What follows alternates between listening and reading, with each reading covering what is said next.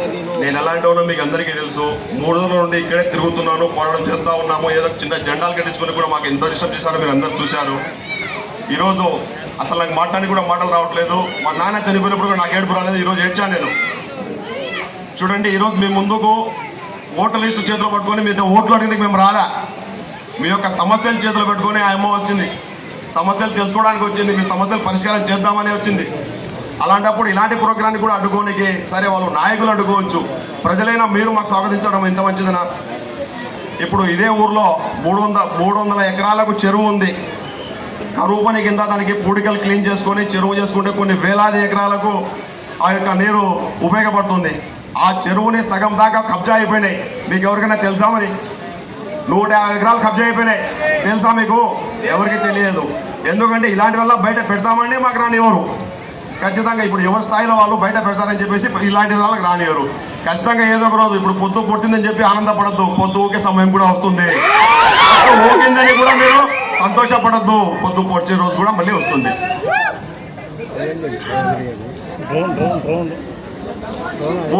300 ఎకరాలలో 150 ఎకరాలు దాదాపు కబ్జా చేసుకుని ఉన్నారు.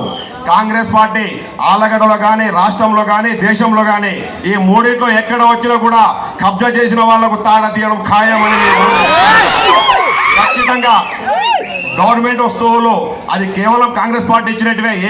ఎక్కడ చెరువులున్నా, ఎక్కడ బీడు భూములున్నా, బంజర్ భూములున్నా, ఇంద్రమ్మ ఇల్లు ఇచ్చిన సీలింగ్ భూములున్నా కాంగ్రెస్ పార్టీ ఇచ్చిందే. ఆ యొక్క కాంగ్రెస్ పార్టీ ఇచ్చిన ఒక వస్తువులు ప్రతిదీ కూడా కాపాడుకునే బాధ్యత మాపైనే ఉంది. కాబట్టి మేము మా ప్రాణాలు దిగేసినా సరే కూడా అవి రప్పించేంత వరకు కూడా మేము ఊకమని చెప్పి తెలియజేస్తున్నాము. మీరు ఎన్ని కష్టాలు పెడతారో, ఎన్ని తిప్పులు పెడతారో పెట్టండి. మీరు ఏం చేసినా కూడా మా చావే మా రక్షణ. ఇది సిద్ధమే కానీ మా పేద ప్రజలకు మాత్రం అన్యాయం జరిగింది గడిచిపెట్టాం. ఇది మా మేడం మాట్లాడాల్సింది కోరుతున్నాను. మేడం గారు వచ్చిన ముఖ్య ఉద్దేశం ఏంటంటే కరువు పనుల గురించి, మహాత్మా గాంధీ జాతీయ ఉపాధి హామీ పని గురించి. జాతీయ ఉపాధి హామీ అనే ఒక పథకం పుట్టింది. ఒక పేదవాళ్లకు 2 ఎకరాలు, 3 ఎకరాలు, 4 ఎకరాలు, 5 ఎకరాల లోపల ఉన్న ప్రతి రైతుకు సన్నకారు రైతు అని పిలిచేవారు. ఆ యొక్క సన్నకారు రైతుకు వాళ్ళ చేనులో ఇడుపు గుంతలు తవ్వుకున్నా వాళ్ళకి డబ్బులు వచ్చేటివి.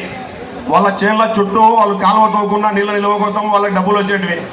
అలాంటివన్నీ చేసుకొని అయ్యా మీరు పంటల కాలంలో పంటలు పండించుకోండి, పంటలు లేని కాలంలో మీ చేనులోనే మీరు పనులు చేసుకున్నా మీకు డబ్బులు వస్తాయని చెప్పి ఆ రోజు మహానుభావులు రాజశేఖర రెడ్డి గారు మన సోనియా గాంధీ ముందు, మన్మోహన్ సింగ్ గారి ముందు వారు ప్రవేశపెట్టారు ఈ బిల్లుని. మరి ఆ యొక్క బిల్లును ఈరోజు ఏం జరుగుతుందంటే కేవలం 3 తింటా ఉన్నారు. కూలీలకు సరిగా అందట్లేదు అమౌంట్.